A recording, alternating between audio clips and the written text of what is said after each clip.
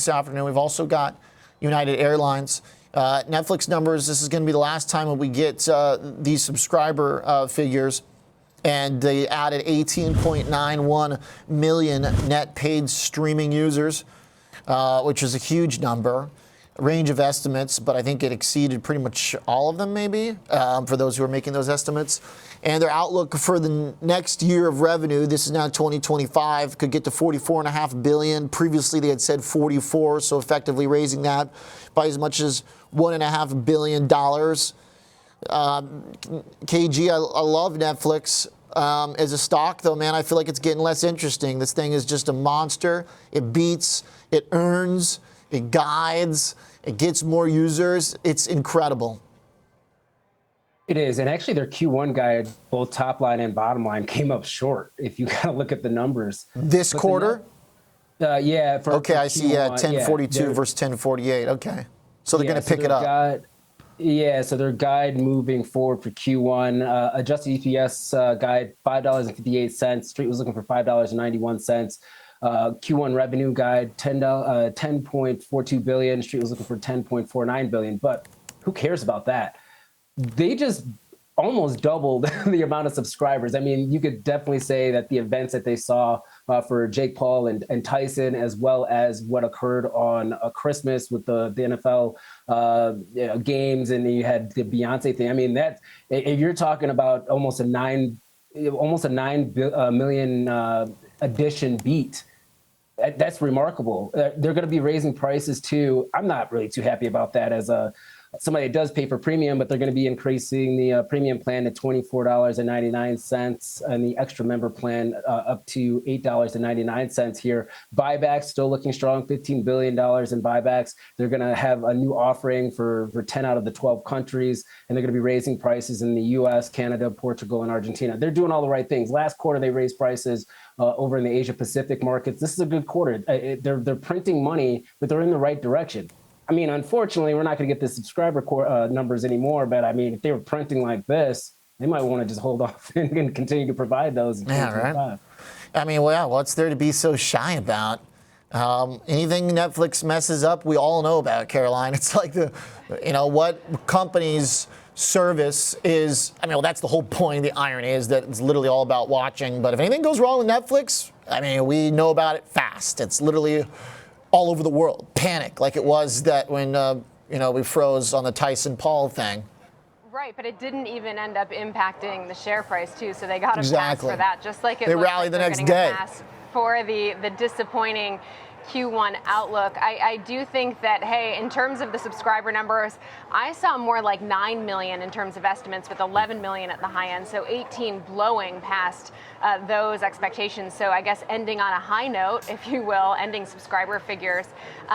In terms of the actual numbers, the trailing numbers, it was a top and bottom line beat as well. EPS of $4.27 on revenue of $10.25 billion, both easily topped what analysts were looking for. I will say, in terms of the stock reaction, obviously Netflix is off, about like 8%, or it was off about 10% away from the highs.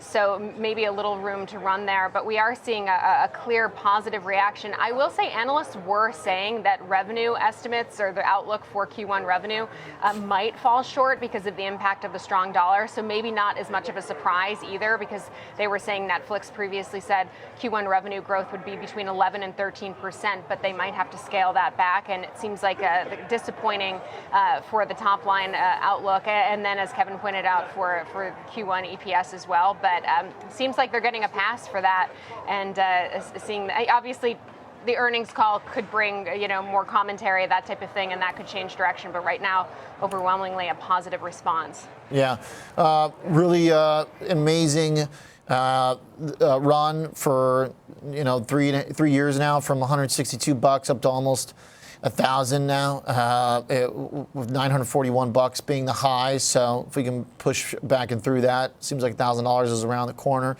Definitely also has just staying power. So the more profit they make, the more mature the company gets. It's hard to figure out what the bear case is for Netflix, KG. I don't know. I have a little trouble figuring that one out. Yeah, I agree with you. Look, it's really smart for them to actually raise these prices, especially after these events. So usually when we see these price advances, they've seen around a 96% retention rate, right? So they might lose a couple of customers. So you're looking at a massive amount of global subscribers hitting the market here. Obviously, not all of that's in the United States or North America, but let's just say that 95% of that number leave, you're looking at about 1 million short of what this number is right now for the quarter. What I'm basically saying here is this price increase at this time, based on historical trends, is exactly what the stock needed at this point. I mean, it's immediately impactful when it comes to their bottom line. It's a very smart move. Hopefully, they're also going to talk about additional offerings moving forward on the conference call, and then also kind of figuring out what's going to happen with the Squid Games. I wouldn't even call it a debacle, but it did seem like that rollout was not as great as maybe a lot of viewers wanted to see. But this is a really great quarter here, Oliver. And this actually moved above its expected range for the option market. So tomorrow is actually going to be very interesting to see if we have some follow through and even a more of a melt up to the upside for the stock. All right. I think that's pretty much it. Crushing expectations. I'm jumping at 955. So we already got past that old high. That's amazing stuff. United's got some numbers for us. Let's go for a little fly. And if you fly with Caroline Woods, you got to get there an hour and a half early at least. And you may get stuffed in between the middle seat, as we learned earlier this morning, and no pre-booking. But United now is giving people a lot of options. Most people like to take advantage of those options, but no judgment if you don't. Their revenues were $14.7 billion, capacity up 6.2%. Isn't that what we talked about this morning, Caroline, that they're just making more money as most are willing to pay up for the premium stuff? Yeah, the premium stuff, the corporate travel, the international travel. I will say I'm an hour before, unless it's international, because I do have TSA pre-check and global entry. So I'm not an hour and a half. You get there 20 minutes with pre-check. I do want time to, get a bottle of water and go to the bathroom. But yes, no running for me. But yeah, this is a beat, and we're seeing the stock, another really, top-notch performer in terms of all of last year and to start this year. So we were wondering if the bar might be a little high, but as you can see from the stock reaction, Wall Street clearly impressed with these numbers. Adjusted EPS of $3.26, easily topping what analysts were looking for. My estimate was around $3.01 per share. Meanwhile, revenue also topping what analysts were looking for in terms of $14.7 billion. Wall Street was looking for more like $14.4 billion. It looks like Q1 adjusted EPS of 75 cents to $1.25 easily topped the 54 cents that I'm seeing in terms of the estimate. So also looks like a good outlook for United as well. And we're seeing the shares just charge higher. And that's despite the fact that they were only, 0.5% away from all-time highs. They were already up about 14% in January, up 185% over the past year. Not a huge surprise, I don't think, given what we heard from Delta. And as we talked about this morning, that the strong points of United and Delta are very similar. But no, it hadn't been priced in, at least according to what we're seeing right now. All right. By the way, this is also we talked about. I don't know if the seasonality is applying right now. People work from home. We got a bunch of holidays. The demand is so powerful. The credit cards are swiping. People are pushing the limits. Markets and asset prices are at all-time highs. I mean, this is the winter month going into this and from this. And it seems like all that seasonality is taking second place to these other forces that are pretty powerful, Kevin. Yeah, I would agree. Also, looking at international travel, that continues to be very strong, and that's a higher margin business, and it does appear that the dollar multi-year highs, man. Yeah, and it does appear that they're trying to expand their international fleet into the Pacific, so that's also going to be a tailwind for them. Business travel continues to be fairly robust, and even if you're looking at the TSA data, I mean, the demand is definitely there, and the stock has had a really nice run.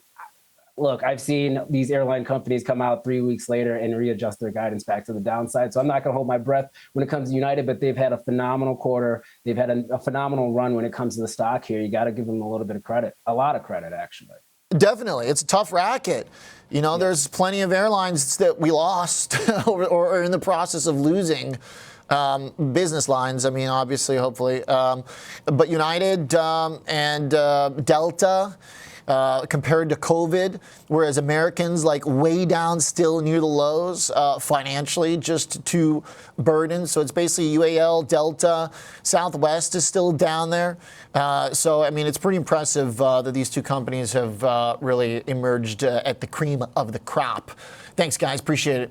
Kevin Green and Caroline Woods. There's a team you're not missing your timing with if you're going traveling. Bam, bam.